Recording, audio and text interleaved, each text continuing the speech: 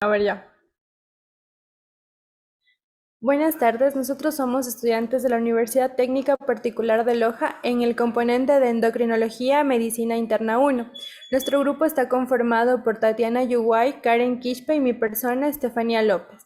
Y el día de hoy abordaremos los temas de diabetes mellitus tipo 1 y diabetes gestacional.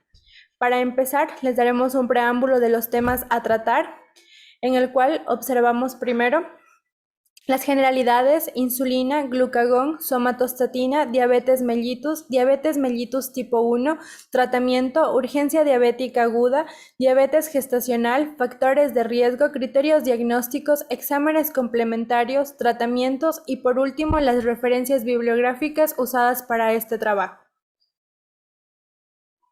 A continuación vemos el índice específico. En generalidades hablaremos de embriología, anatomía, histología y fisiología del páncreas.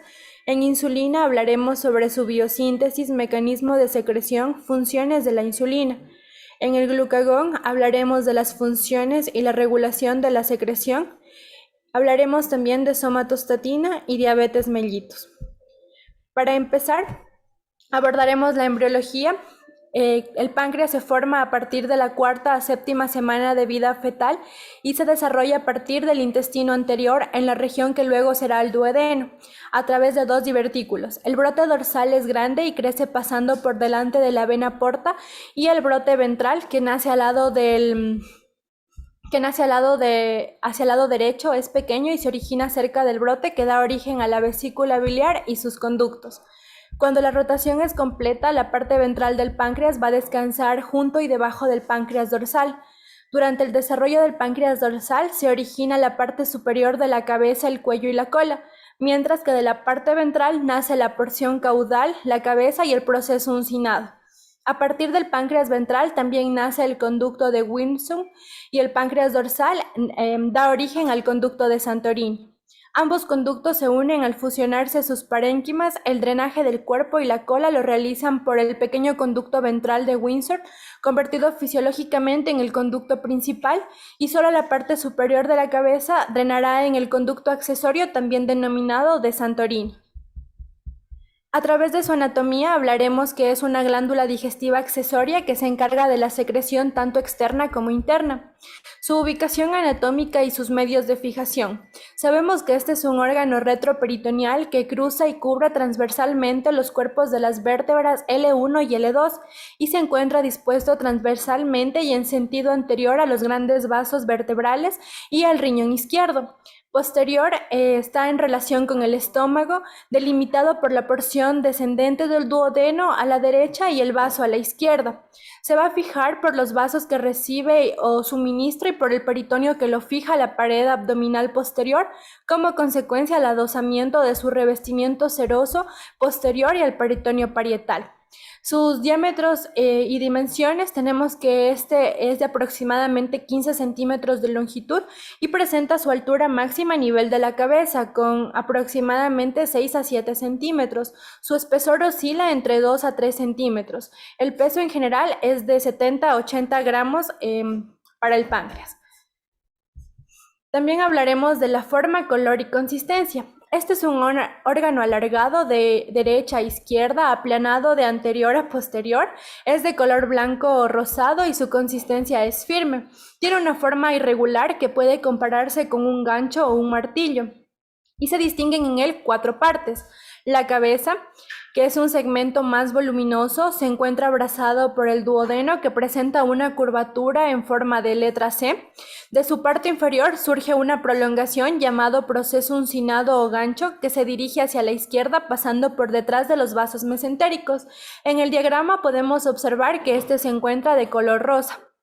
El cuello, aquí se distingue a continuación de la cabeza. Este cruza por delante de los vasos mesentéricos superiores, los cuales pasan por el surco de su cara posterior. el cuerpo que se continúa con el cuello hacia la izquierda y pasa por delante de la aorta. Si hacemos un corte transversal, vamos a ver que el cuerpo es ligeramente triangular y tendríamos tres caras. La cara anterior, que está recubierta por peritoneo, formando la parte del lecho del estómago y se fija en el mesocolon transverso.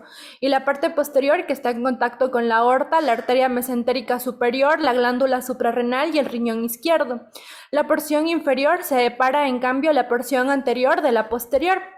Y la cola, que es la parte de color amarillo, este es el extremo más estrecho y termina en punta, se sitúa anterior al riñón izquierdo y termina conectando con el hilio del vaso. Además, el páncreas cuenta con dos conductos para drenar el jugo pancreático, que es el conducto principal que se origina en la cola del páncreas. A este conducto desembocan pequeños conductos que van a recoger todo el jugo pancreático del cuerpo del páncreas. Recorre el cuerpo más superficialmente por la parte posterior de la glándula y una vez que llega a la cabeza gira la parte inferior donde se va a unir al colédoco y forma la ampolla hepatopancreática, también denominada ampolla de Vater, y se abre en un conducto común que es la papila mayor. Y el conducto accesorio o de Santorini nace desde el conducto pancreático, cambia de dirección hacia inferior y desemboca en la papila menor. Este, en cambio, se encarga de recoger todo el jugo pancreático que proviene de la mayor parte de la cabeza y el proceso unciforme. Ahora sí hablaremos de la vascularización. En cuanto a su irrigación, esta está dada principalmente por las arterias pancreáticas duodenal, craneal y caudal, y además por ramas provenientes de la arteria hepática, la arteria esplénica y la rama de la primera arteria yeyunal. El drenaje venoso del páncreas drena en el sistema porta a través de la vena esplénica, la vena mesentérica superior, la vena mesentérica inferior y la vena porta. En general, las venas pancreáticas recorren en paralelo a las arterias. Y en cuanto a su inervación, esta está dada por el sistema nervioso autónomo, por el nervio vago y por los nervios esplénicos mayor y menor a través de los segmentos T5 a T12. Ahora hablaremos de la histología y la fisiología. El páncreas, además de contener funciones digestivas, secreta dos hormonas, la insulina y el glucagón, que son esenciales para la regulación del metabolismo de la glucosa, los lípidos y las proteínas, aunque también secreta otras hormonas como la amilina, la somatostatina y el polipéptido pancreático. Se compone de dos grandes tipos de tejidos, los acinos, que secretan jugos digestivos al duodeno, y los islotes de Langerhans, que secretan insulina y glucagón, y esto lo hacen de forma directa a la sangre. El páncreas humano cuenta con 1 o 2 millones de islotes de Langerhans, cada uno de ellos con un diámetro que oscila entre 0.3 a 0.5 milímetros. Y se organizan en torno a pequeños capilares, como se pueden observar en la imagen, hacia los que vierten sus hormonas, y contienen tres fundamentales tipos de células: las células alfa, las células beta y las células delta, que se diferencian entre sí por sus características morfológicas y por la tinción que se tiñen al momento del corte histológico. Las células beta son las que representan el 60% de la totalidad de las células del islote y se encuentran sobre todo en el centro. Cada una de ellas secreta la insulina como parte principal, pero también secretan amilina, que es una hormona que realmente no se conoce bien su función. Las células beta componen casi el 25% del total de células y estas secretan glucagón, y las células delta representan el 10% y secretan somatostatina. Además, existen por lo menos otros tipos de células, entre el que se está estudiando es el polipéptido pancreático, que se encarga de secretar la hormona denominada con el mismo nombre, que aún no se conoce muy bien sus funciones. En la imagen podemos ver representadas a las células beta de color morado, a las células delta de color amarillo y los capilares de color rojo. Ya, ahora hablaremos de la insulina. Dentro de su biosíntesis tenemos que la insulina es una proteína pequeña con un peso molecular de 5808. Está formada por dos cadenas de aminoácidos que se unen por cadenas disulfuro. La síntesis ocurre en los ribosomas del retículo endoplasmático rugoso y el primer transcrito que se conoce es la preproinsulina, que es el péptido señal que es rápidamente degradado por las peptidasas de la membrana luminal del retículo endoplasmático rugoso. Allí la proinsulina adapta su estructura a 3 cadenas de péptido, incluyendo la formación de 3 puentes disulfuro. Eso se transporta con rapidez al aparato de Golgi, en donde pasan las vesículas secretoras y los escinden las enzimas proconvertidasas en insulina y en péptido C. Todo esto se almacena en gránulos pequeños y en pequeñas cantidades, también con el polipéptido amiloide insular. Mecanismos de secreción de la insulina. La secreción de la insulina por las células beta del páncreas es en respuesta al incremento de la glicemia, que es el principal factor de control. Las células beta poseen un gran número de transportadores de glucosa, gracias a los cuales la entrada de la glucosa es proporcional a la concentración que se encuentra en sangre, siempre y cuando ésta esté dentro de los límites fisiológicos normales. En el interior de las células, la glucosinasa fosforila la glucosa y la convierte en glucosa 6-fosfato, la cual se oxida a trifosfato de adenosina, conocido como ATP. Este inhibe los canales de potasio sensibles al ATP de la célula. Este cierre de los canales de potasio despolariza la membrana celular, con lo que se abren los canales de calcio controlados por voltaje, con la consiguiente entrada de calcio. Y es el calcio quien estimula la fusión de vesículas que contienen insulina en la membrana celular, y la secreción de esta hormona hacia el líquido extracelular lo hace mediante la exocitosis. Ahora hablaremos del proceso más importante, que es la activación de los receptores de las células efectoras por la insulina. Para que la insulina inicie sus efectos en las células efectoras, ha de unirse primero y activar a una proteína receptora de la membrana. Es este receptor en su estado activado y no la insulina el que desencadena los efectos posteriores. Una vez que la insulina interacciona con su receptor y este es activado, se inicia el encendido de cascadas de señalización que depende de la interacción de un sinnúmero de proteínas. Se han descrito 2 vías principales, que es la vía de señalización de las MAP-sinasas. Los efectos de la insulina en la regulación de la síntesis proteica son mediados principalmente a través de la activación de la vía de señalización de las MAP-sinasas. La fosforilación en residuos de tirosina del dominio citoplasmático de los receptores de insulina promueve la asociación con la proteína SHC, la cual se une a complejos que es el GRB2 y el SOS. Este es un factor recombinador de nucleótidos de guanina capaz de activar al RAS. La activación de RAS forma un nuevo complejo que es el GTP-RAS, que inicia el encendido de la cascada de MAP-sinasas. El GTP-RAS se une y activa al RAF1, que subsecuentemente lleva a la fosforilación y activación de la vía que involucra el reclutamiento y activación de la sinasa de la MAP. Y la sinasa reguladora extracelular, que de esta existen la 1 y la 2. Las MAP-sinasas tienen una amplia gama de sustratos potenciales, incluyendo factores de transcripción y otras sinasas que participan principalmente en la regulación y en la expresión genética de los tejidos que van a ser sensibles a la insulina, pero no lo hace con la regulación del transporte de la insulina. Otra vía que se ha descrito es la vía de la fosfatidilinositol 3 sinasa por la insulina. Esta vía representa el principal mecanismo por el que la insulina va a ejercer sus efectos en el metabolismo. Entonces, el receptor de insulina activo y autofosforilado activa el sustrato receptor de insulina, el cual contiene varios sitios de fosforilación en el residuo de tirosina, que al ser fosforilado por el receptor de insulina se convierte en sitios de unión y de activación proteica que contiene diversos dominios. El fosfatidilinosinol 3 sinasa consta de una subunidad reguladora que corresponde a P85 y una subunidad catalítica que corresponde a P110. El complejo proteico de PDK2 activa a AKT, que induce la primera fosforilación de CERT473, que es seguida por la fosforilación de THR308, esta última inducida por PDK1.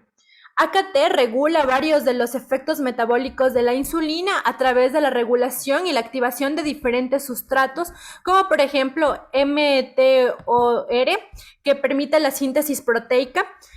Tenemos también a FOXQ, que produce la adipogénesis, GSK3, que promueve la síntesis de glucógeno, AS160, que tiene un papel importante en el transporte de la glucosa, y BCL2, que permite la disminución de la apoptosis. Dentro de la regulación del transporte de la glucosa por la insulina, la insulina es quien promueve la translocación del transportador GLUT4 de compartimentos intracelulares a la membrana plasmática. Y es la proteína que habíamos mencionado anteriormente, la AS160 en su estado no fosforilado y activo, quien regula negativamente a las proteínas pequeñas que son las RAF, las cuales participan en el tráfico vesicular del GLUT4. Entonces, AS160 estimula la hidrólisis de GTP unido a RAS e inhibe el tráfico vesicular. Y cuando AS160 es fosforilado por AKT, se inhibe y se incrementa el tráfico dependiente, y es así como el GLUT4 va a la membrana plasmática. Los principales efectos finales de la estimulación insulínica son los siguientes. Pocos segundos después de la unión de la insulina a su receptor, se produce el incremento de la captación de glucosa por las membranas en casi el 80% de las células. Sobre todo se da en las células musculares y adiposas, pero no se da en la mayoría de las neuronas encefálicas. La glucosa que se transporta en mayor cantidad a las células se fosforila de inmediato y sirve de sustrato para que todas las funciones metabólicas habituales se den con normalidad. La membrana celular se hace mucho más permeable para aminoácidos y para iones potasio y fosfato, cuyo transporte al interior de la célula es incrementado. En los 10 a 15 minutos siguientes se van a observar efectos mucho más lentos que cambian la actividad de muchas de las enzimas metabólicas, y durante algunas horas o incluso días tienen lugar otros efectos mucho más lentos que se van a deber generalmente a los cambios en la velocidad de traducción del ARN mensajero dentro de los ribosomas para dar lugar a proteínas de transporte. Incluso pueden darse variaciones en la velocidad de la transcripción del ADN del núcleo celular. Ahora hablaremos del control en la secreción de insulina. Podemos ver en la imagen que se ha detallado cuándo se da un aumento de la secreción de insulina y cuándo se da la disminución. Puede darse por aumento de glicemia, aumento de los ácidos grasos libres en sangre, aumento de aminoácidos en sangre, hormonas gastrointestinales como la gastrina, colecistoquinina, secretina, péptido inhibidor y gástrico. También puede darse por glucagón, hormona de crecimiento cortisol, por una estimulación parasimpática o acetilcolina, por una estimulación beta-adrenérgica, por resistencia a la insulina o la obesidad y por algunas sulforinurias. También la disminución está dada por una disminución en la glicemia, por el ayuno prolongado, por la actividad de la somatostatina y por la actividad alfa-adrenérgica leptina. Es así que nos centraremos en el aumento de la glicemia estimulada por la secreción de insulina, que estimula la secreción de insulina. Cuando la glicemia en ayunas es normal, va a ser aproximadamente de 80 a 90 miligramos cada 100 mililitros. El ritmo de secreción de la insulina va a ser mínimo, generalmente de 25 nanogramos por minuto por kilogramo de peso corporal, con una actividad que es muy discreta. Sin embargo, si la glicemia aumenta de forma repentina hasta 2 o 3 veces el valor normal, se va a mantener el ascenso de la insulina, pero este no se da de forma brusca, sino que se da o se concentra en 2 etapas. Primero, la insulina se va a elevar casi 10 veces en los primeros 3 a 5 minutos siguientes del incremento de la glicemia. A continuación, la liberación de insulina preformada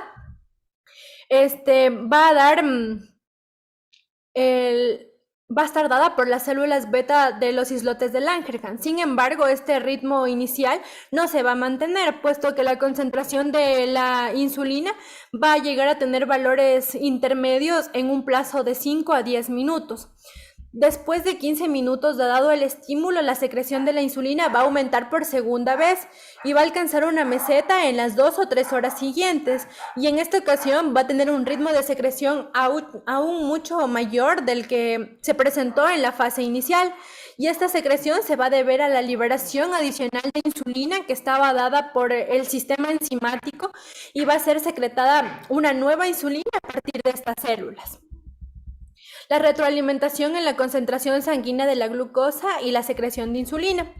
Va a aumentarse la secreción de la concentración de la glucosa en sangre aproximadamente 100 miligramos por cada 100 mililitros de sangre. Y entonces aquí la insulina va a tener que incrementarse hasta el 10 o 25 veces los valores normales y así nos podremos enfrentar a glicemias que sean desde 400 a 600 miligramos cada 100 mililitros. La secreción de insulina se va a activar, como lo había mencionado anteriormente, a los 3 o 5 minutos y toda la glicemia en general va a aumentar la secreción de insulina y esto a su vez va a favorecer el transporte de glucosa a las células, especialmente del hígado, del músculo y otros tejidos, reduciendo así la concentración de glucosa en sangre. Ahora hablaremos de las funciones de la insulina. La secreción de la insulina se asocia a una abundancia energética cuando el régimen de alimentación dispone de alimentos energéticos que sean ricos en carbohidratos y estos van a incrementar la secreción de insulina. Es así que se pueden diferenciar diferentes efectos que tiene la insulina sobre el metabolismo. Empezaremos hablando sobre el metabolismo de los hidratos de carbono. Aquí favorece la captación del metabolismo celular gracias a la captación de la glucosa de los músculos. Ayuda al depósito de glucógeno en el músculo, acelera el transporte de glucosa interior. Y también hablaremos de la captación, almacenamiento y utilización de glucosa en el hígado. Su principal efecto es el depósito de glucógeno en el hígado, que representa entre el 5 y el 6% de la masa hepática. Entre comidas, la glicemia e insulina descienden y el glucógeno hepático se transforma de nuevo en glucosa para evitar así que haya un descenso brusco de la glucosa en sangre.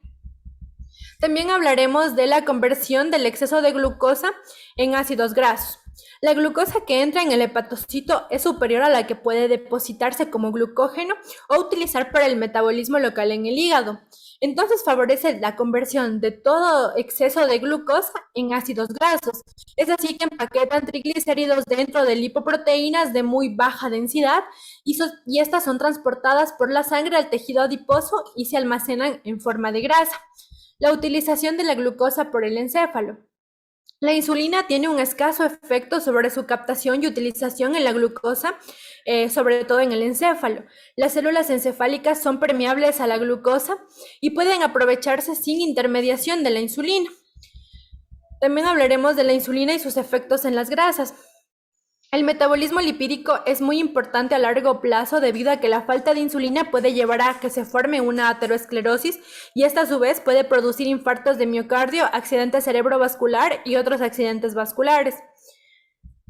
La insulina facilita la síntesis y depósitos de proteínas porque estimula el transporte de muchos aminoácidos como la vaina de leucina, la isoleucina, la tirosina y la fenilalanina en el interior de las células. Aumenta la traducción de ARN mensajero y es decir, va a promover la síntesis de nuevas proteínas y esto lo hace por vías desconocidas, que se encuentran aún en estudio. Acelera la transcripción de determinadas secuencias genéticas de ADN, inhibe el catabolismo de las proteínas y deprime el ritmo de glucogenia. Ahora hablaremos del glucagón.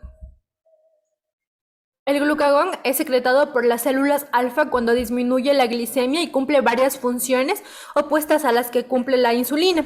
La más importante de ellas consiste en elevar la concentración sanguínea de glucosa, que como sabemos ahora es el efecto contrario de la insulina.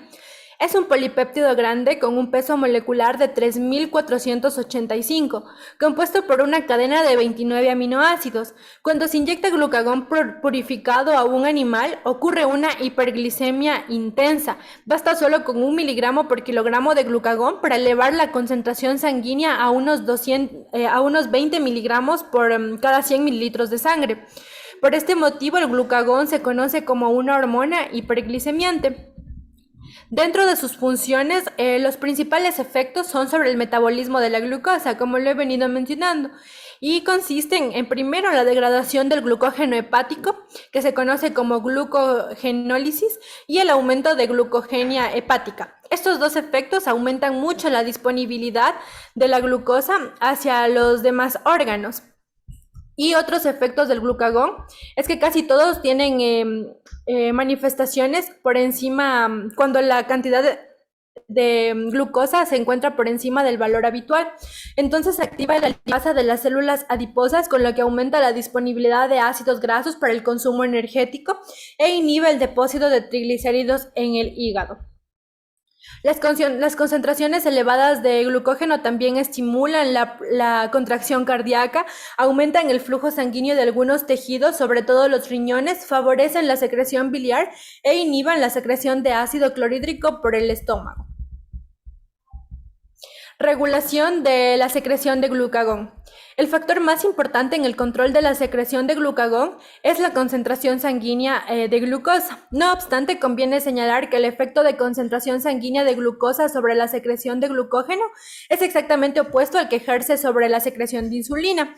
El descenso de la glicemia desde un valor normal de ayuno de aproximadamente 90 miligramos cada 100 mililitros de sangre hasta cifras hipoglucemiantes aumenta varias veces la concentración plasmática de glucagón. En cambio, el incremento de la glicemia hasta valores de hiperglicemia reduce el glucagón plasmático. Por consiguiente, durante la hipoglicemia se sintetizan grandes cantidades de glucagón. Este incrementa a su vez la producción hepática de glucosa y actúa como un factor corrector importante en la hipoglicemia. Ahora hablaremos de la somatostatina, que tiene un amplio rango de funciones en todo el cuerpo, principalmente de tipo inhibitorias. Hay cinco subtipos de receptores de somatostatina. El SSTR2, que se expresa en las células alfa, mientras que el SSTR1 al 5 se expresan en las células beta del páncreas. La somatostatina a grandes rasgos inhibe la secreción basal estimulada por alimentos de insulina y glucagón y también impide la secreción de polipéptido pancreático, gastrina y motilidad. Reduce la motilidad.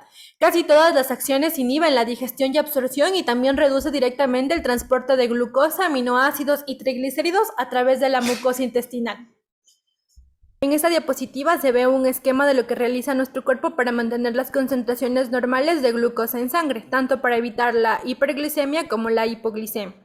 Tenemos que una concentración alta de glucosa en sangre va a activar a la insulina, la cual va a permitir la formación de glucógeno en el hígado y va a producir una baja concentración de glucosa en sangre. Y la flecha rosa es quien indica las acciones que realiza el glucagón.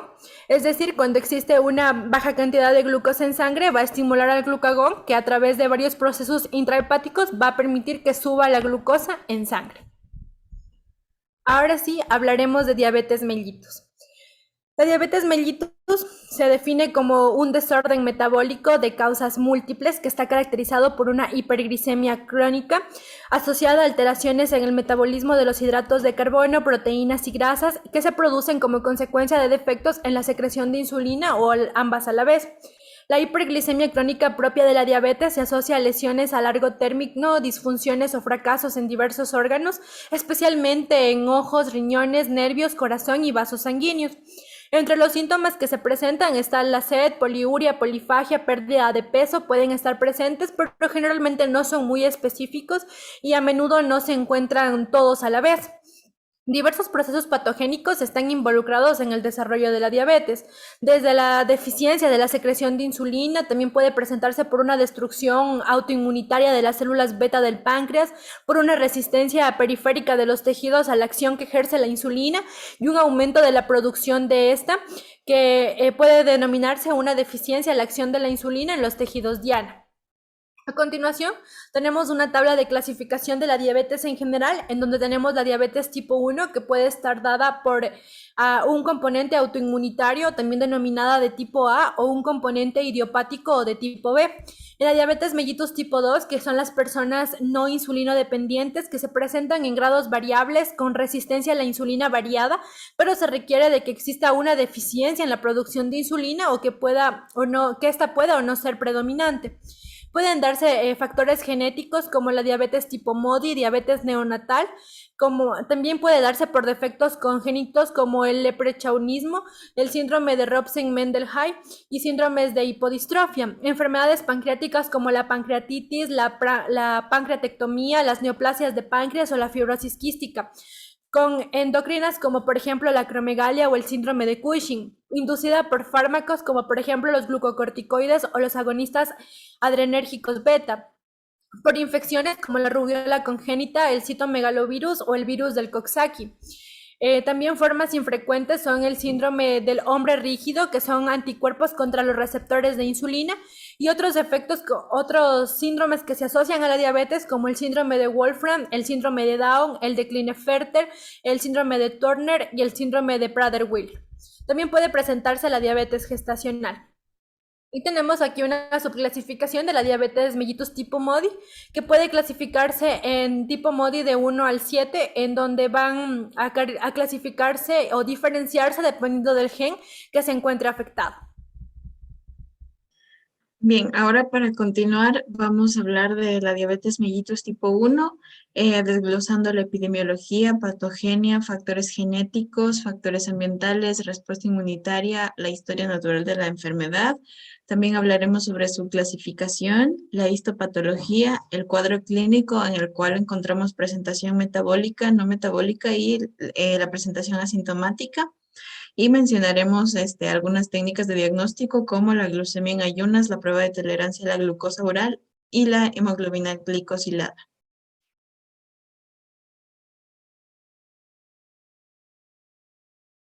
En cuanto a la epidemiología, tenemos que la incidencia de la diabetes está aumentando en todo el mundo a un ritmo de 3 a 5% anual, y esta se encuentra en un rápido crecimiento tanto en niños como en adolescentes.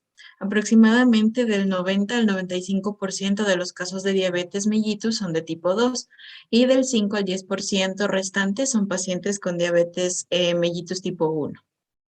La encuesta nacional de salud y nutrición del Ecuador muestra que la prevalencia de diabetes es del 2.7 para la población de 10 a 59 años y de 4.1% para la población de 30 a 59 años. Y estos valores se encuentran dentro de los rangos de prevalencia media reportados a escala latinoamericana.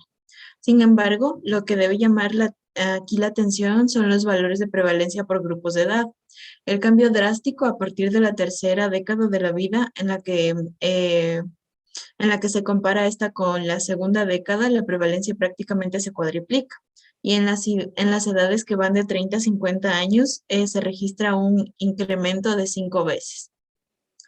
Como vamos a ver, entonces la edad es un factor condicionante de la aparición de la diabetes mellitus tipo 1, de modo que existen algunos picos. El más acusado se produce alrededor de los 12 a 14 años y el otro pico, que es el menor, se produce entre los 4 y los 6 años. En cuanto al Ecuador, durante el año 2020, de acuerdo a cifras oficiales, la prevalencia de diabetes mellitus tipo 1 es de 1.7%, siendo más frecuente en niñas, en niños y adolescentes. Es necesario mencionar que en el país existe un importante subdiagnóstico de esta patología y también hay un manejo subóptimo, incluso en niveles de especialidad.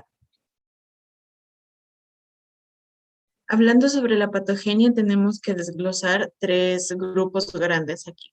Primero, tenemos que saber que la patogenia está caracterizada por la destrucción inmunológica de la célula beta pancreática, es decir, que no se va a producir insulina por la destrucción de las células beta del páncreas por un ataque del propio organismo.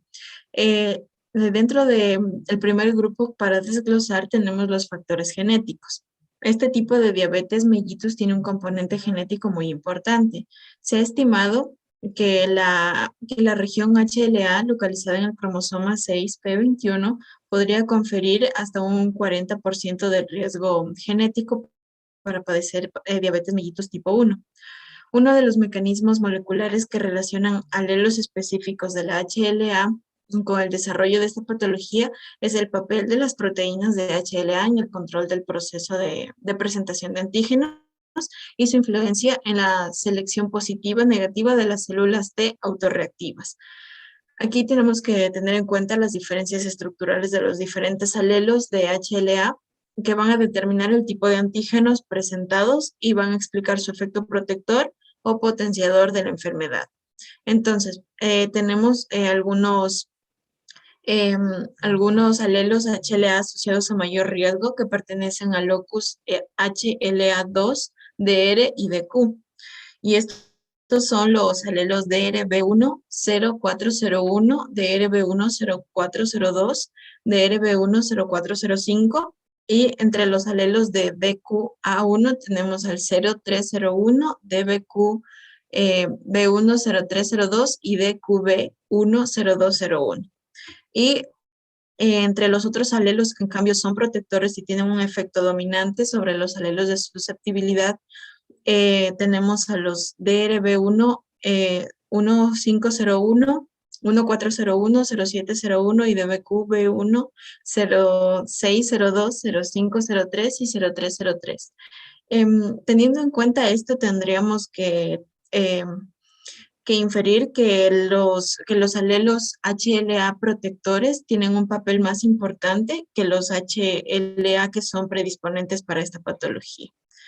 Aquí en la gráfica que mostramos en la diapositiva tenemos primero que puede haber una predisposición genética asociada a alelos específicos del sistema HLA. Luego, en un momento determinado, se produce un fenómeno precipitante que iniciará una respuesta autoinmunitaria que va a estar mediada por los linfocitos TSD8, linfocitos TSD4 y los macrófagos. Esto va a aumentar los anticuerpos antiinsulina y antiislotes en plasma y va a ocasionar una pérdida progresiva de reserva pancreática. Durante esta pérdida progresiva va a haber destrucción de las células beta y se van a detectar alteraciones en la sobrecarga oral de la glucosa. Y tenemos que tener en cuenta que el paciente va a mantener glucemias basales durante años, que se va a denominar periodo de luna de miel, hasta que se destruya del 80 al 85% de la masa de las células beta. En cuanto a los factores ambientales, se ha señalado que hay numerosos sucesos ambientales que desencadenan el proceso autoinmunitario de esta patología. Sin embargo, no se ha relacionado de manera concluyente a ninguno de ellos con la diabetes. Entre estos factores ambientales tenemos primero la hipótesis de la higiene, que postula que hay una mayor incidencia de diabetes mellitus tipo 1 en países industrializados debido a la menor exposición a los microorganismos.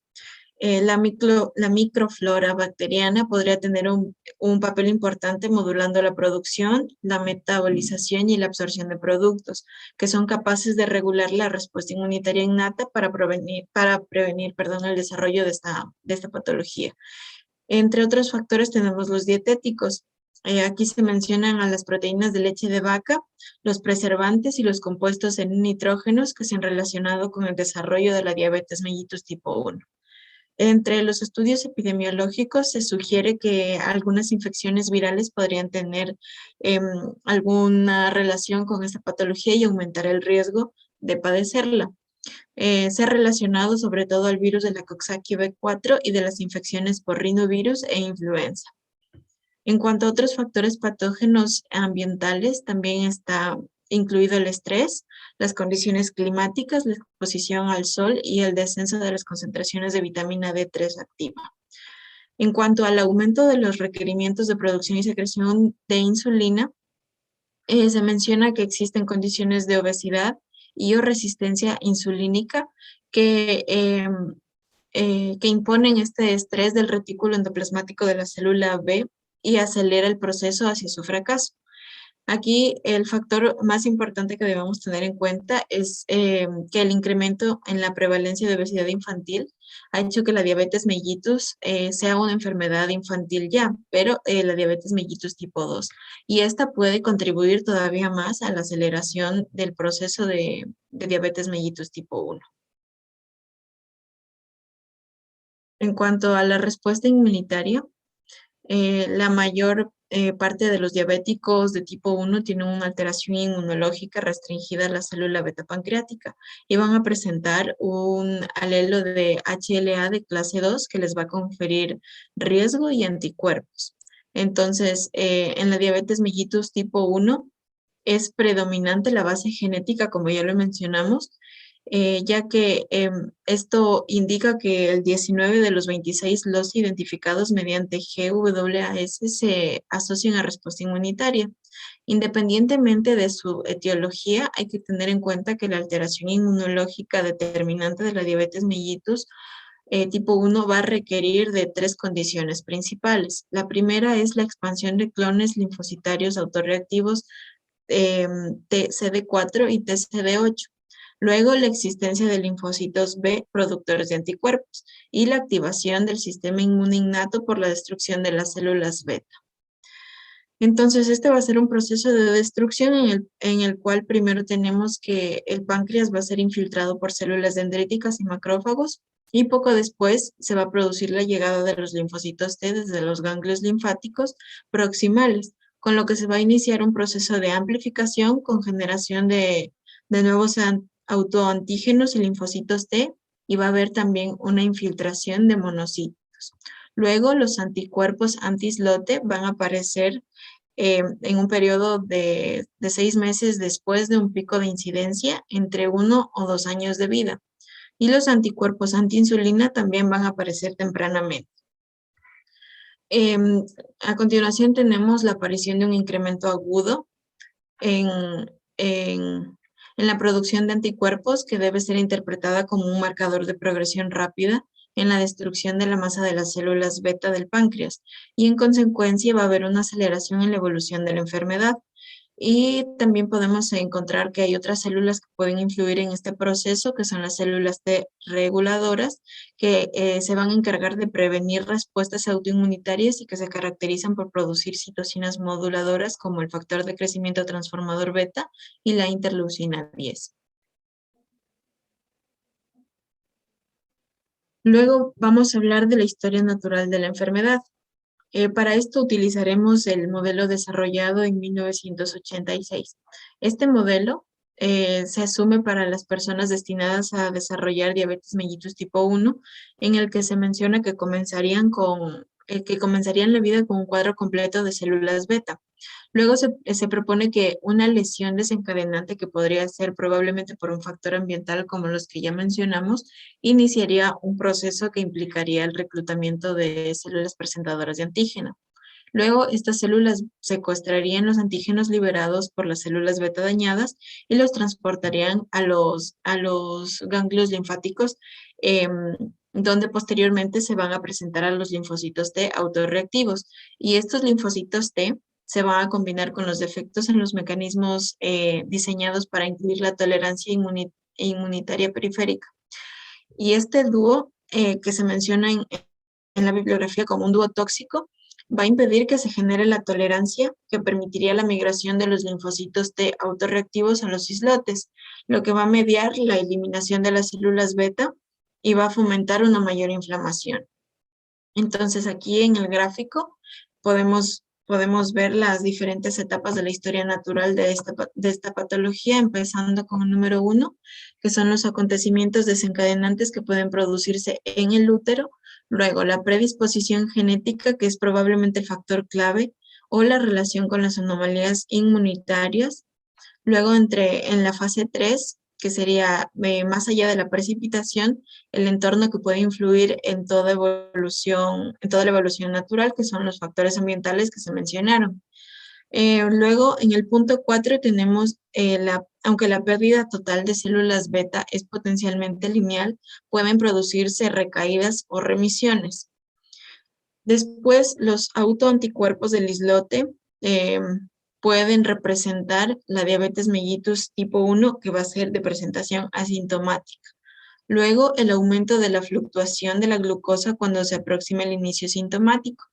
El número 7 sería algunos pacientes con diabetes mellitus tipo 1 que producen bajas concentraciones del péptido C mucho después del inicio. Y por último, el punto 8, en donde la masa de las células beta no siempre es cero, pero sí tienen un bajísimo nivel de células beta. Y esto se da en los pacientes de larga duración. Ya, en cuanto a la clasificación de la diabetes mellitus tipo 1, vamos a tener dos grupos importantes. Primero, la diabetes mellitus tipo A, o también conocida como autoinmunitaria, en donde existe una destrucción selectiva de las células beta del páncreas por linfocitos T activados. Se caracteriza porque tiene un inicio brusco, aparece antes de los 30 años y tiene una tendencia a la cetoacidosis. En estos pacientes va a haber ausencia de la obesidad, pero sí van a presentar los síntomas típicos de la diabetes, que son los que vamos a mencionar a continuación. Luego tenemos el otro tipo de diabetes mellitus tipo 1, que es el tipo B o idiopática, que esto se presenta en aquellos pacientes con mismas o iguales características que en la diabetes mellitus tipo A, pero no se encuentran datos de autoinmunidad ni tampoco hay haplotipos HLA de predisposición.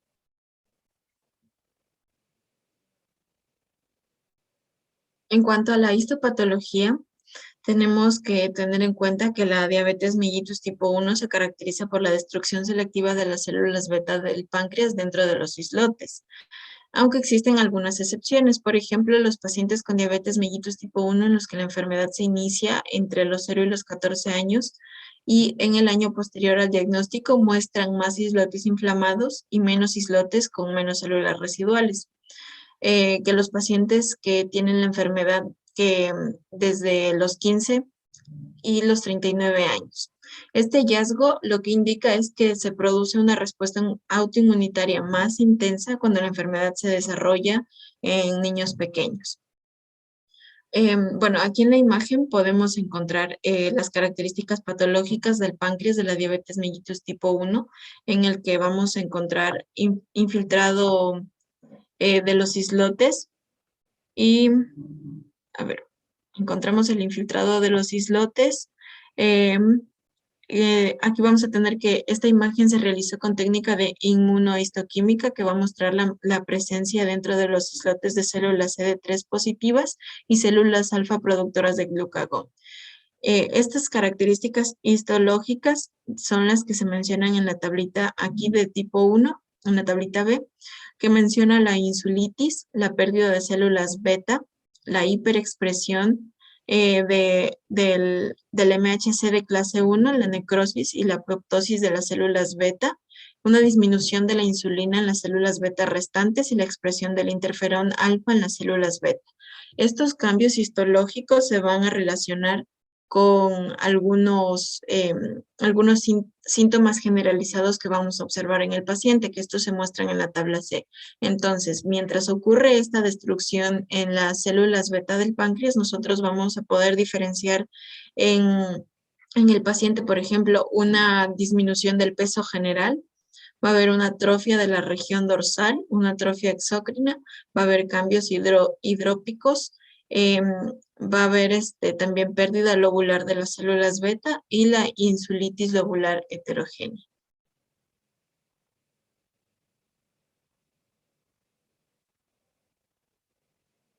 ¿Ya?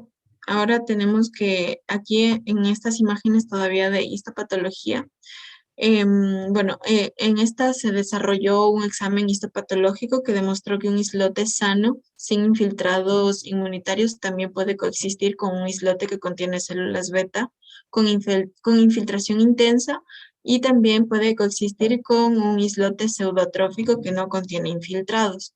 Esta heterogeneidad de las lesiones puede subyacer a la evolución natural variable de la diabetes mellitus tipo 1, en la que el periodo de tiempo entre la autoinmunidad inicial de las células beta y los síntomas manifiestos puede ser tanto de meses como años, o incluso se mencionaba que podría ser de varias décadas.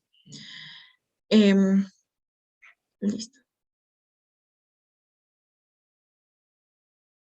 En cuanto al cuadro clínico, vamos a tener en cuenta que la diabetes mellitus tipo 1 puede ser asintomática en muchas de las ocasiones y se puede diagnosticar por un análisis de rutina, pero las formas de presentación se pueden clasificar en tres, que son las que mencioné anteriormente, que sería la presentación metabólica, la no metabólica y los asintomáticos.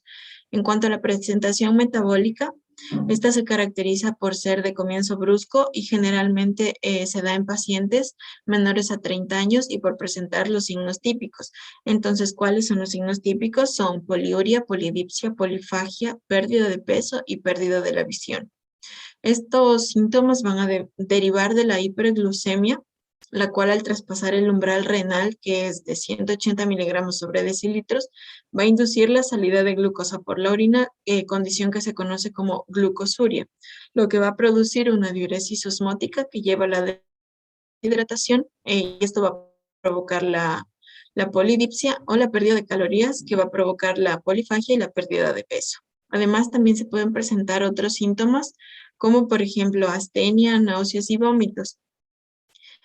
Aquí se menciona que para diagnosticar diabetes mellitus a veces es necesario solo la presentación de estos síntomas. También podemos tener en cuenta aquí que si el déficit de insulina es muy grave, la formación de cuerpos cetónicos va a exceder su capacidad de utilización metabólica y va a aparecer un cuadro denominado cetoacidosis diabética, en el cual vamos a encontrar síntomas como náuseas, vómitos, taquipnia, alteraciones de la conciencia y también puede inducir el coma. En cuanto a la presentación no metabólica, estos pueden ser por la presencia de infecciones o por las complicaciones de la enfermedad, recordando que los síntomas metabólicos pueden ser mínimos o estar disminuidos cuando la hiperglucemia es moderada. Entonces, por ejemplo, en las infecciones tenemos que las más comunes son de las vías genitourinarias y de las vías respiratorias. Por ejemplo, en las vías genitourinarias se puede dar una balanitis o por prurito secundario a la candidiasis. Y estos pacientes van a ser más propensos a las infecciones debido a las lesiones vasculares tróficas de los tejidos y por la inhibición de los fagocitos que produce la hiperglucemia. Y en cuanto a las complicaciones de la enfermedad, esta se puede dar o lo podemos descubrir por lesiones sugestivas de retinopatía diabética o dermatopatía diabética. En cuanto a la presentación asintomática, Em, aquí tenemos que hay personas que no van a presentar los síntomas típicos de la diabetes, por lo que presentan factores de riesgo para el desarrollo de esta enfermedad y para ello se recomienda un cribado sistemático en el que tenemos que tener en cuenta si cumple con los siguientes criterios. En adultos con un índice de masa corporal mayor o igual a 25 kilogramos por metro cuadrado, y con uno o más factores de riesgo para desarrollar diabetes. Estos factores serían, por ejemplo, el sedentarismo, algún familiar de primer grado con diabetes, etnia de alto riesgo de diabetes como los afroamericanos o los latinos, antecedentes de diabetes gestacional, hipertensos con una presión que supere los valores de 140-90 o que estén en tratamiento, con HDL menor a 35 miligramos sobre decilitro o triglicéridos mayores a 250 miligramos sobre decilitro, con una glucemia alterada en ayunas o con con un examen que supere el 5.7% en análisis previos. También en patologías asociadas o también con la resistencia a la insulina, como por ejemplo en la acantosis nigricans o en la obesidad grave o una historia de enfermedad cardiovascular. Si el paciente, por ejemplo, tiene ausencia de estos criterios, el cribado debe comenzar a partir de los 45 años y si el resultado es normal, se debe repetir al menos cada 3 años, considerando una frecuencia mayor según el resultado inicial. En cuanto al diagnóstico, primero tenemos que tener en cuenta 5 componentes. Entonces, empezamos con los antecedentes patológicos familiares, entre los que se debe incluir diabetes, hipertensión arterial, dislipidemias, obesidad o cardiopatías. Los antecedentes patológicos personales, en los que se incluyen las enfermedades cardiovasculares, también la hipertensión arterial o las dislipidemias. En hábitos como por ejemplo el tabaquismo, alcoholismo, el sedentarismo, el ejercicio y la dieta. Y el cuadro clínico, que es como se los mencioné anteriormente, que son los síntomas clásicos, que es la polidipsia, poliuria, polifagia, pérdida de peso y pérdida de la visión.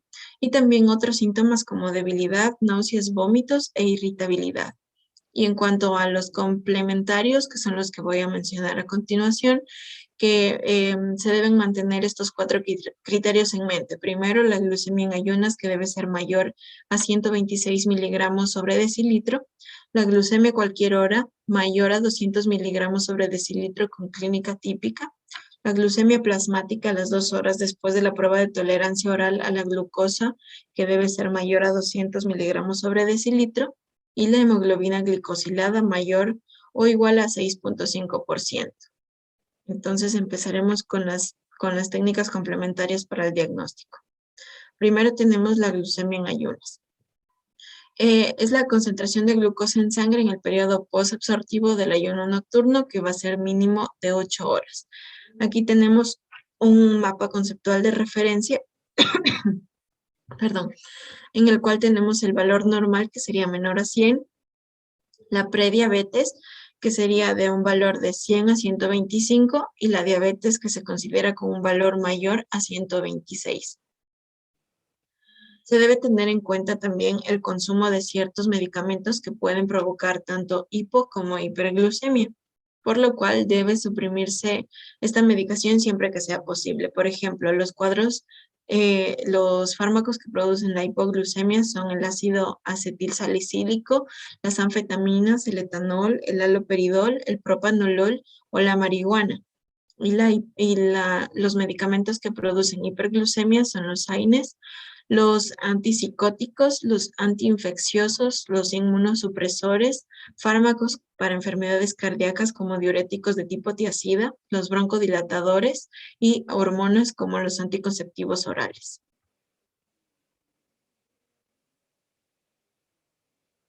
En cuanto a la prueba de tolerancia a la glucosa oral, esta consiste en administrar una dosis oral de glucosa y realizar extracciones secuenciales de sangre para determinar la glucemia. Esta es una prueba que se realiza solo para el diagnóstico y se puede realizar en pacientes con glucemia normal, pero que exista una sospecha de diabetes mellitus o en pacientes con una hiperglucemia basal, pero que sea inferior al límite para el diagnóstico. ¿Cómo realizar esta prueba? Previo a la prueba, el paciente debe estar en un ayuno de mínimo 12 horas en reposo y debe abstenerse también de fumar y tener una dieta libre de 3 días previos. No debe padecer de ninguna enfermedad intercurrente, ni estar convaleciéndose, ni recibir ningún medicamento que pueda alterar la glucosa. Y para realizarla se debe administrar 75 gramos de glucosa disuelta en 375 miligramos de agua e ingerida en 5 a 10 minutos. Y luego se realizan extracciones a los 0 y 120 minutos. Y se puede hacer también una extracción opcional a los 60 y a los 90 minutos. Los valores normales en esta prueba serían menores a 140 miligramos sobre decilitro. Los valores que se denominen como prediabetes irían de 140 a 199 miligramos sobre decilitro y los valores que nos predisponen a pensar en una diabetes son mayores a 200 miligramos sobre decilitro. Los valores que se encuentran aquí mencionados como prediabetes, que van de 140 a 199 miligramos sobre decilitro, también se pueden denominar tolerancia a la glucosa alterada. Y estas son situaciones de riesgo, ya que los pacientes tienen una mayor probabilidad de padecer en los próximos años diabetes mellitus tipo 2. Y en cuanto a la hemoglobina glicosilada, esta va a medir la cantidad de hemoglobina que se glucosila en la sangre y brinda un buen estimado del control glucémico durante los últimos 3 meses. Los valores normales para esta prueba son menor a 5.7%, la prediabetes en un 5.7 a 6.4% y se considera diabetes con un valor mayor o igual a 6.5%. Y esta técnica se utiliza sobre todo para el monitoreo de la enfermedad. Si un paciente cumple con uno de estos criterios, luego lo que se debe hacer para determinar el tipo de diabetes, es decir, si es tipo 1 o tipo 2, es tener en cuenta las características del paciente. Estas características son si es joven, como mencioné, menor a 30 años, si presenta o no obesidad y si presenta comorbilidades como la hipertensión arterial o la dislipidemia. En cuanto a si cumple estos 3 criterios que acabo de mencionar, podemos pensar como primera opción en una diabetes mellitus tipo 1. Luego, en este tipo de diabetes, la mayoría de los casos, al ser de origen autoinmunitario, el diagnóstico se basaría en la detección de anticuerpos en el plasma. Y esos anticuerpos pueden ser detectados durante la fase prodrómica, como en el caso de la diabetes mellitus tipo 1, tipo A, durante la cual, aunque todavía no se den síntomas clínicos, se está llevando a cabo una destrucción de las células beta. También es posible usar estos autoanticuerpos como marcadores de actividad de enfermedad y su medición puede ayudar a definir la naturaleza de la diabetes, si es autoinmune o si es idiopática. Entonces, los anticuerpos que podemos mencionar aquí son los antiglutamato descarboxilasa, los anticuerpos antiislotes, los anticuerpos antiinsulina, los anticuerpos antitirosina fosfatasa y antitransportador de zinc. La presencia de los dos primeros autoanticuerpos se asocia con un diferente curso clínico que el de los pacientes que no presentan. Es decir, estos pacientes van a ser más delgados, progresan más rápidamente hacia la necesidad de insulina y tienen una menor secreción del péptido C. Y la presencia de los anticuerpos GABA, que son los primeros en la tabla, determina una diabetes autoinmune de progresión lenta en los adultos. Bien, a continuación hablaremos sobre el tratamiento de la diabetes mellitus y como desglose de los objetivos que se tiene, el tratamiento no farmacológico, el tratamiento farmacológico, la técnica para aplicar insulina, el tratamiento inicial de la diabetes mellitus 1 en recién diagnosticados, el inicio del tratamiento con insulina, la determinación de la dosis de insulina, así como el control glucemiante, las urgencias diabéticas agudas, la cetoacidosis diabética y el tratamiento para esta. Bien, empezando por el tratamiento, lo principal que vamos a tener aquí es definir los objetivos. Y los objetivos comunes para esto serán eliminar los síntomas que se relacionan con la hiperglucemia. Como segundo objetivo, trataremos de eliminar o reducir las complicaciones que se den a larga data debido a esta. Y como tercer objetivo es que permitiremos al paciente un estilo de vida que sea tan normal como sea posible durante esta enfermedad. Y yendo a objetivos más específicos, tenemos que según el ADA, esta asociación nos dice que para adultos que tengan diabetes mellitus tipo 1 y no tengan comorbilidades, un objetivo de los valores referenciales a las hemoglobinas glicosiladas serían menores a 7 o 7,5. En cambio, para adultos que tengan comorbilidades, la hemoglobina glicosilada estaría entre un valor menor de 8 a 8,5. Para niños y adolescentes, el valor de hemoglobina glicosilada deberá ser menor a 7, lo ideal. Y para mujeres gestantes, la glucosa plasmática en ayunas deberá ser menor a 95 miligramos sobre decilitros. La postpandrial, pero en 1 hora, será menor a 140 miligramos sobre decilitros y en 2 horas será menor a 120 miligramos sobre decilitros, apuntando a un objetivo ideal.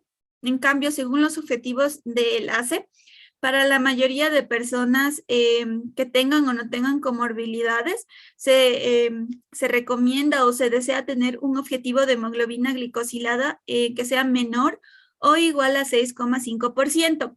Mientras que para la prueba de glucosa en plasma en ayunas, se recomienda el objetivo deberá ser menor a 100 miligramos sobre decilitros y la glucosa postpandrial deberá ser menor a 140 miligramos sobre decilitros.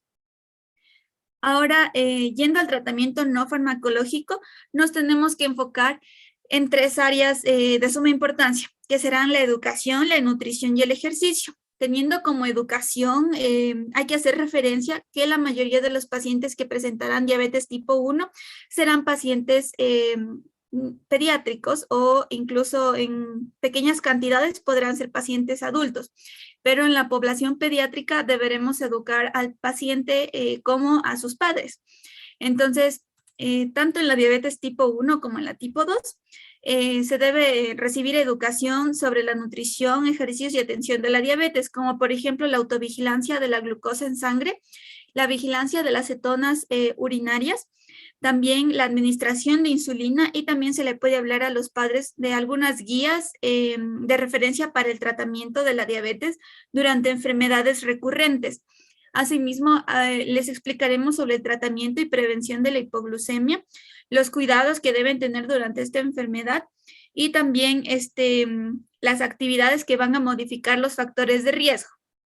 Dentro de la nutrición, el objetivo de la diabetes tipo 1, o sea, del tratamiento, es coordinar y acompañar el aporte calórico, tanto en el tiempo como en la cantidad de insulina que se vaya a aplicar.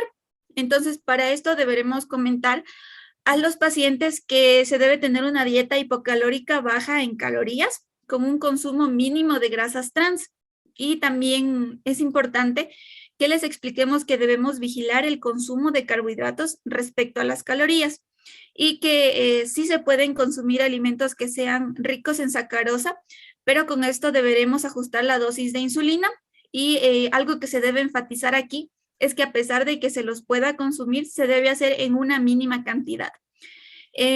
Igualmente, con el ejercicio, tanto en la diabetes tipo 1 y en la tipo 2, el ejercicio es muy importante para disminuir la glucosa plasmática y aumentar también la sensibilidad de insulina.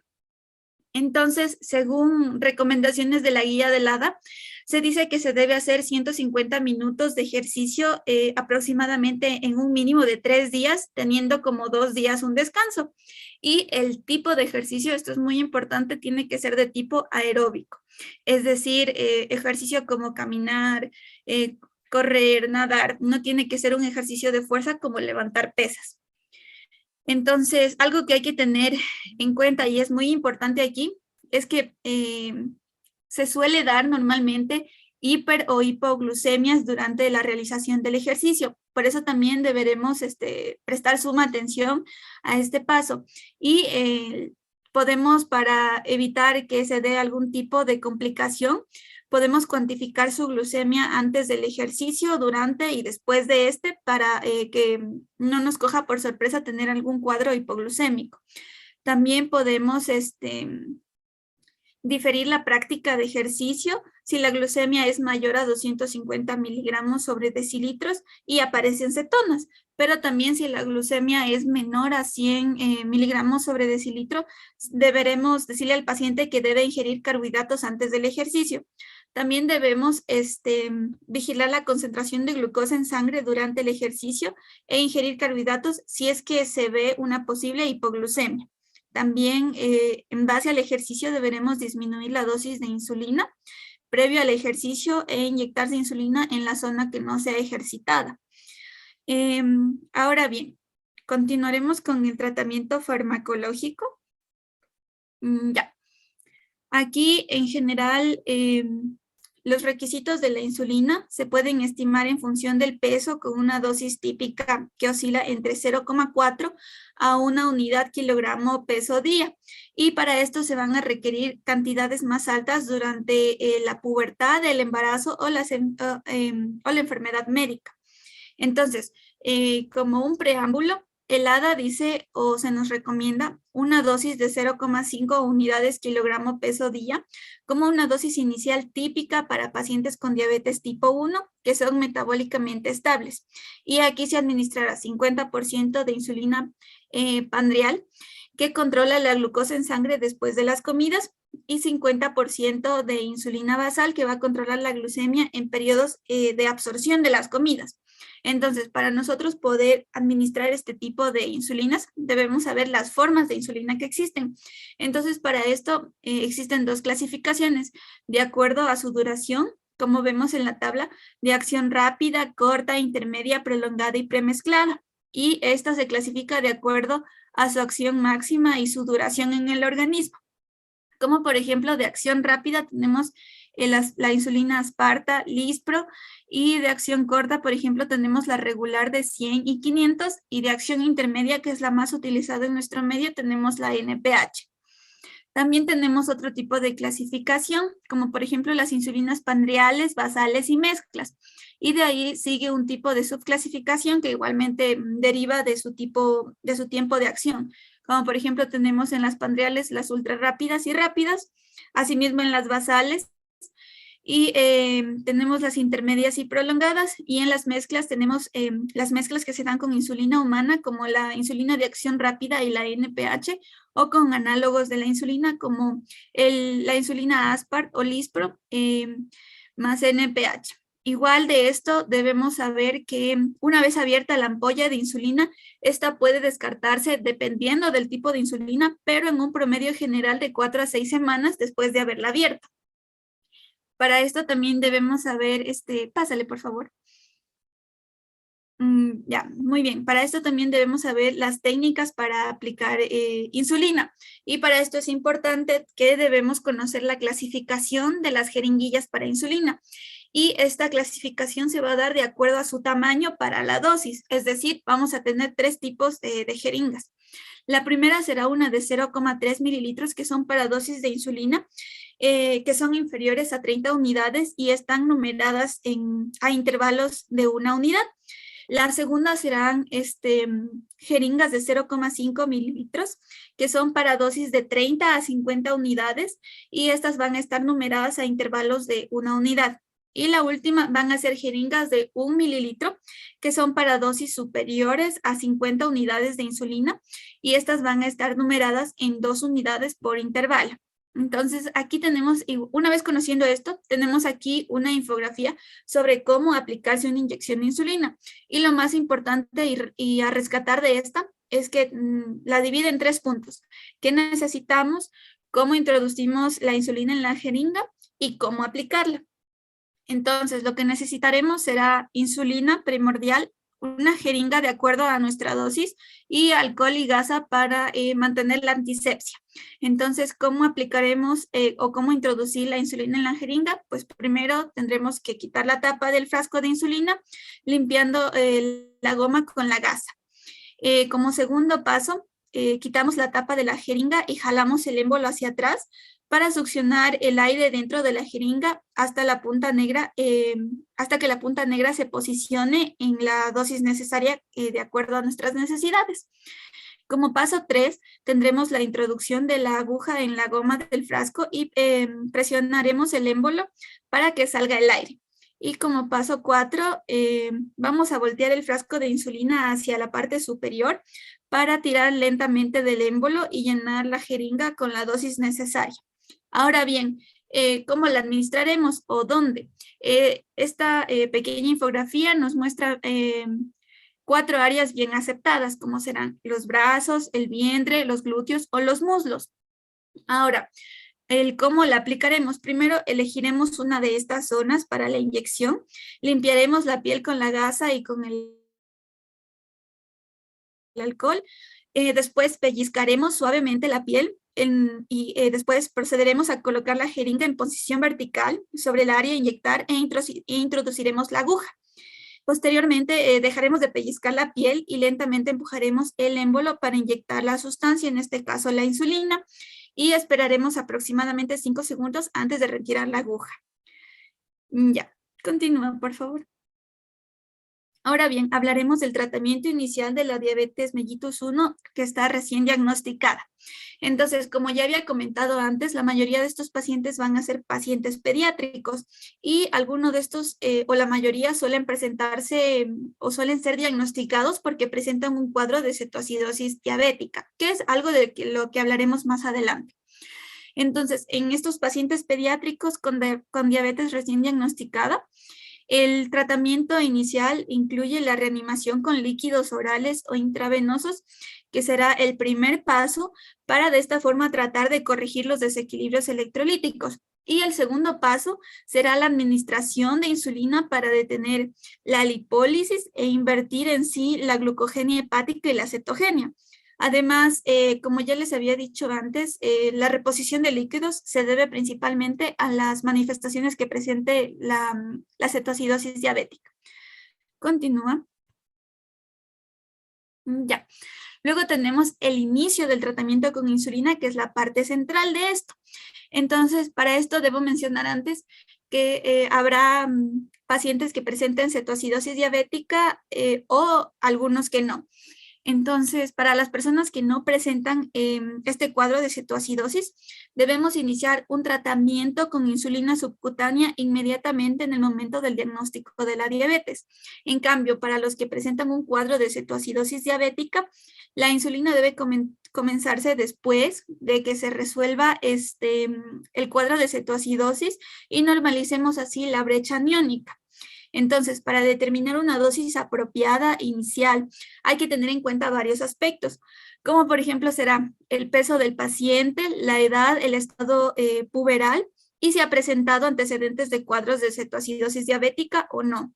Y por ejemplo, en el caso de los niños pequeños y de los adultos que no son obesos y que no presentan cuadro de cetoacidosis, se debe iniciar con una dosis de 0,3 a 0,5 unidades kilogramo al día. Y en cambio se necesitarán dosis más altas para personas obesas y los niños que están en un estado puberal o después de una presentación de un cuadro de cetoacidosis diabética. Pásale, por favor. Ya. Luego vamos a hablar de la determinación de la dosis de insulina. Entonces, para iniciar con este tratamiento, vamos a utilizar bolos basales y para estos va a ser necesario calcular el bolo de insulina apropiado en cada comida y refrigerio según la glucemia, según se encuentre un estado glucémico antes de la comida y también la ingesta planificada de hidratos de carbono. Entonces, para calcular un bolo, la persona primero va a calcular la cobertura de hidratos de carbono adecuada para la comida, utilizando así su proporción de insulina. Entonces, la proporción de hidratos de carbono va a ser el número de gramos de hidratos de carbono que estén cubiertos por una unidad de insulina.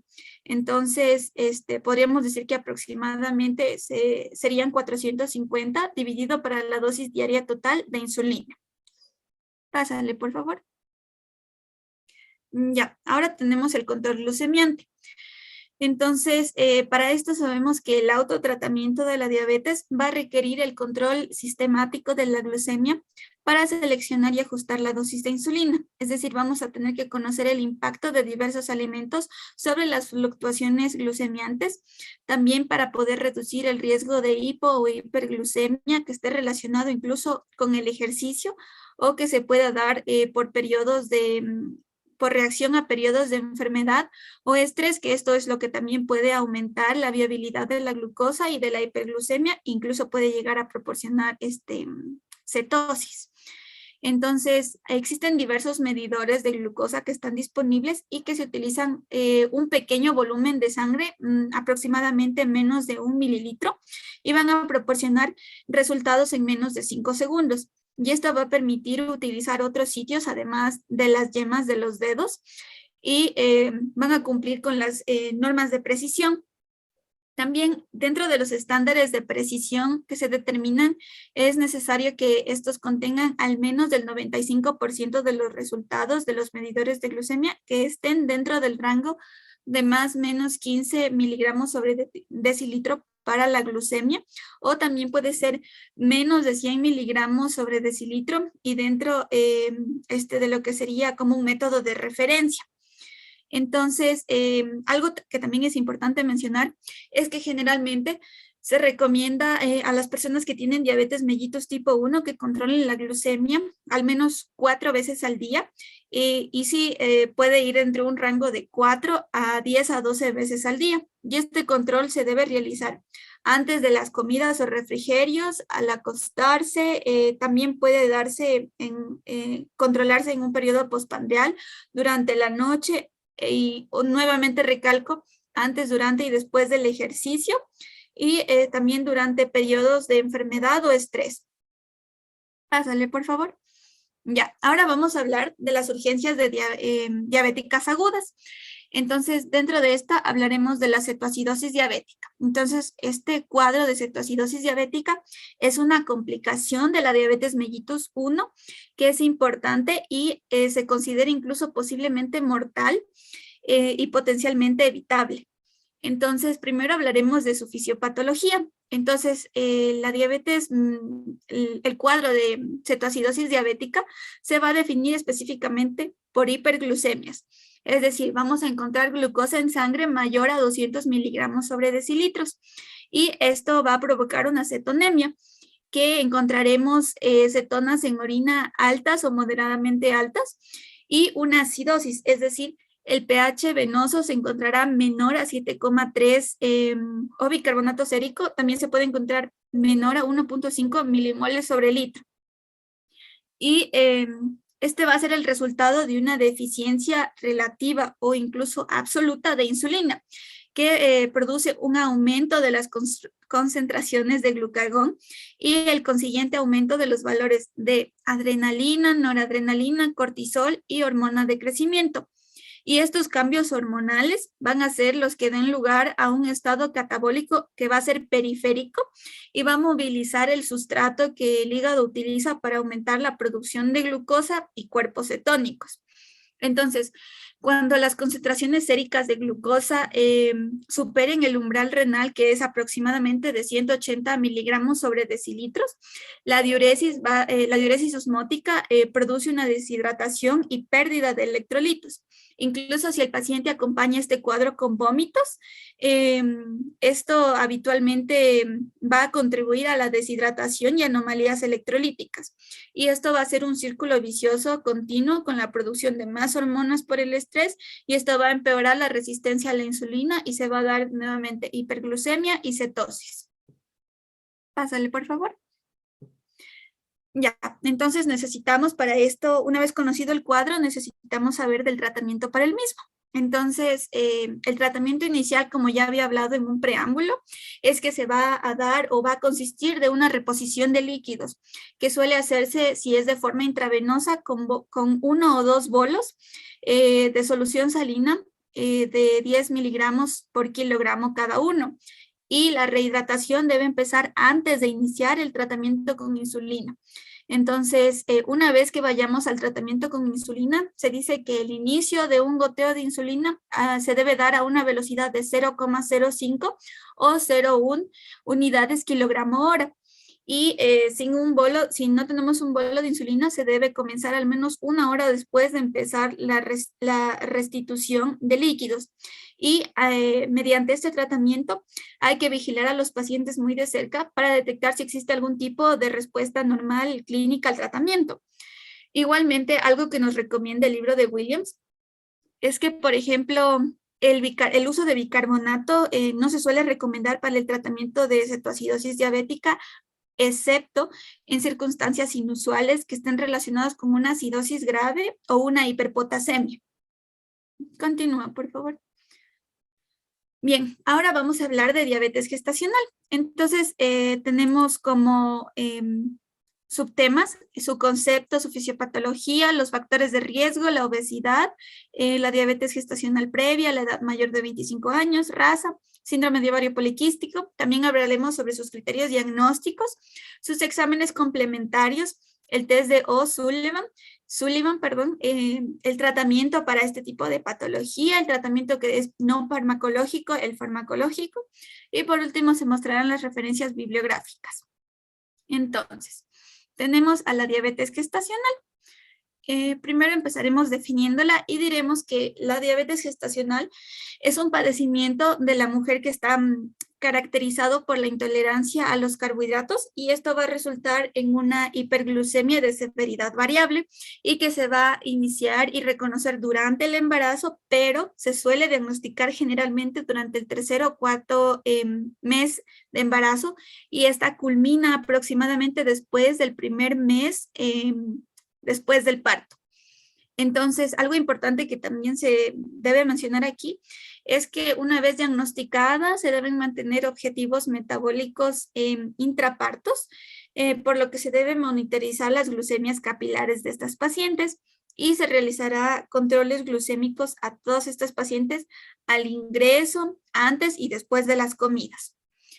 Continúa, por favor. Ahora bien, hablaremos de la fisiopatología. Entonces, en estas pacientes embarazadas, como ya habíamos dicho, las concentraciones de glucosa prepandriales van a disminuir al inicio y durante todo el embarazo, pero con esto va a haber una menor sensibilidad de la insulina en aproximadamente 50% con respecto al estado libre del embarazo. Y además, lo que va a ocurrir es que el hígado va a incrementar la producción de glucosa, lo que sugiere en sí un defecto de la acción de la insulina en el hígado, y el aumento de esa glucosa endógena al final del embarazo se va a relacionar con una subida significativa de las concentraciones preprandiales de insulina, y estas alteraciones que se creen fisiológicas durante el embarazo van a ser controladas por factores placentarios de tipo hormonal, es decir, el control hormonal del lactógeno placentario, de la progesterona y los estrógenos. Y todos estos cambios van a llevar a un efecto que va a ser lipolítico y de reorientación del metabolismo materno. Esto en cuanto a la utilización de lípidos en vez de la glucosa. Y esto con la finalidad de favorecer la utilización de la glucosa por el feto. Y entonces por esto se incrementan los ácidos grasos libres que van a alterar la sensibilidad a insulina. Entonces la resistencia que se va a provocar a la insulina y el daño que van a generarse en la función de las células beta van a ser los principales mecanismos que van a participar en la generación de una diabetes mellitus gestacional.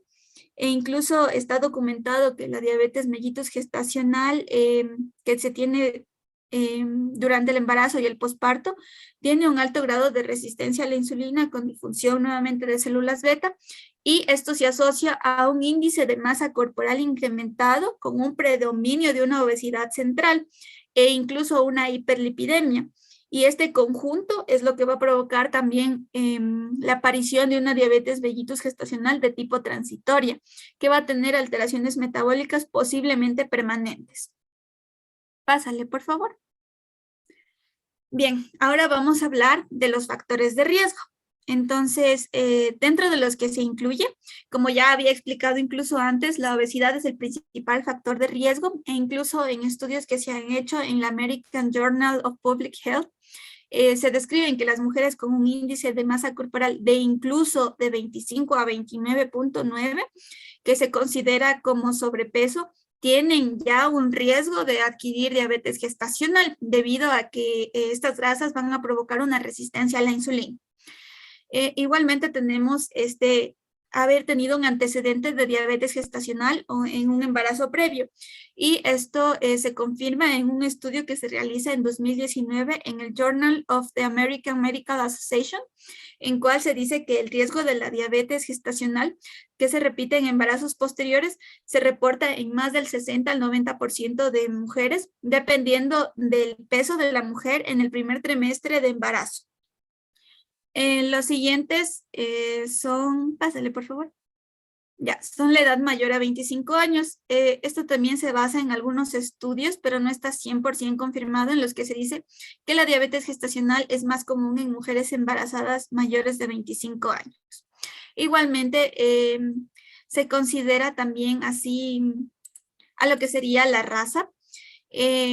Aquí se dice, por ejemplo, que varias razas, o en varios estudios, perdón, se ha visto que algunas razas tienen más tendencia a tener este tipo de diabetes gestacional, como los estadounidenses de ascendencia hispana, de ascendencia africana, los que son de ascendencia asiática, australianos indígenas e isleños del Pacífico. Incluso, pásale por favor. Se dice que si una mujer tiene síndrome de ovario poliquístico, esto también es un factor desencadenante, pues se dice que es frecuente que las mujeres que tienen este tipo de síndrome desarrollen una resistencia a la insulina se pueda tener un mayor riesgo de padecer diabetes mellitus gestacional. Pásale, por favor. Ahora bien, vamos a hablar de los criterios diagnósticos. Entonces, principalmente el diagnóstico de este tipo de diabetes se basa en el cribado gestacional, de una buena historia clínica, antecedentes familiares y factores de riesgo asociados. Entonces, este tipo de cribado se suele hacer durante la segunda mitad del embarazo, generalmente.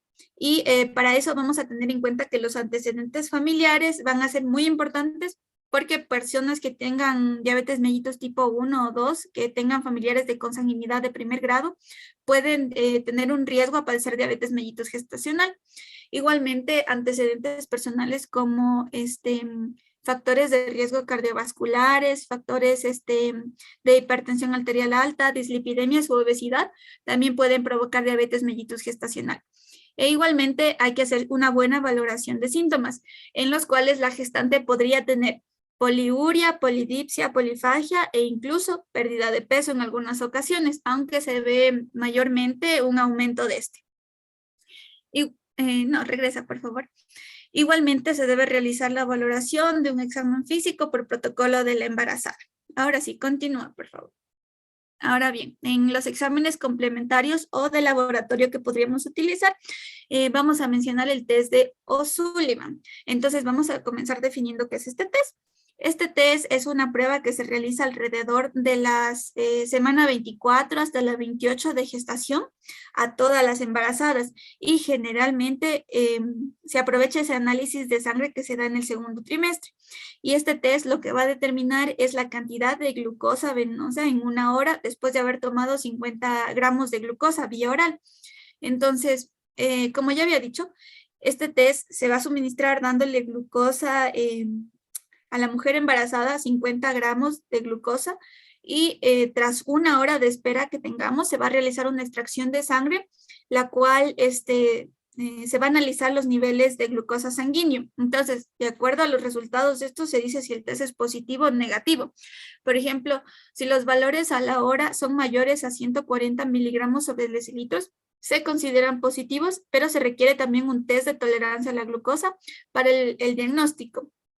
En cambio, si los valores son mayores a 180 miligramos sobre decilitro, son diagnósticos definitivos de diabetes gestacional. Igualmente, en el Ecuador se considera incluso que se pueden obtener resultados de entre 92 a 126 miligramos sobre decilitros, que se considera como un resultado de riesgo moderado y se deben realizar algunas otras pruebas basales para confirmar el diagnóstico.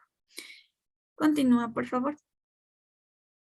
Ahora, en cuanto al tratamiento, empezaremos hablando de un tratamiento no farmacológico. Continúa, por favor. Ya. Entonces, aquí lo que principalmente se va a recomendar a la paciente son los cambios alimenticios y ejercicio, porque como ya hemos visto, lo que tienen en común los antecedentes de estas personas son que tienen un elevado peso corporal. Entonces, el principal tratamiento aquí no farmacológico va a residir en un soporte nutricional que va a ser de manera obligatoria en la primera consulta prenatal después de haber diagnosticado esta enfermedad. Entonces se le sugiere a la paciente que coma muchas frutas y verduras que sean enteras. También se le considera dar cantidades moderadas de proteínas magras y de grasa saludable, así como cantidades moderadas de granos enteros, como pan, cereales, pasta, arroz, verduras, almidón, como el maíz o las arvejas, pero en cantidades que sean no abundantes. E igualmente, casi se podría decir que se debe prohibir o se debe dar lo menor posible alimentos que contengan mucho azúcar, como bebidas gaseosas, los jugos de frutas e incluso los pasteles. Ahora vamos a continuar hablando de lo que sería el tratamiento farmacológico. Entonces, este tratamiento se implementa como una medida cuando la dieta y el ejercicio no consiguen alcanzar niveles deseados de control de glucemia en sangre después de un periodo de 2 a 3 semanas en la embarazada. Entonces, lo que se recomienda principalmente va a ser la insulina, que va a ser el tratamiento de elección en mujeres embarazadas que tengan diabetes. Pero también se ha demostrado que la metformina va a disminuir la morbilidad fetal e infantil, así como la mortalidad en algunos países que están en vías de desarrollo. Pero no se recomienda 100% porque es como dar el uso generalizado de insulina va a ser limitado y complejo en estos países incluso. Y también se va a dar, en cuanto a insulina, se va a dar la insulinización durante el embarazo, que puede estar indicada con insulina basal, insulina regular o también en caso de que se dé algún tipo de hiperglucemia persistente. También se puede utilizar lo que sería la insulina análoga de acción rápida, que sería Lispro o Aspra, como ya habíamos visto antes. Y lo que se recomienda dar es una dosis de 0,2 unidades por kilogramo día o hasta 1 unidad kilogramo día según los requerimientos de la paciente. Y los valores óptimos para alcanzar serían menos de 90 miligramos sobre decilitros en ayunas en las pruebas y menos de 120 miligramos sobre decilitro después de las 2 horas postprandial. Además, cuando obtengamos una mujer con diabetes mellitus gestacional, el control deberá ser intenso y deberá ser semana a semana. Ya, continúa, por favor. Y bueno, muchas gracias. Esta sería la bibliografía que hemos rescatado de nuestra exposición.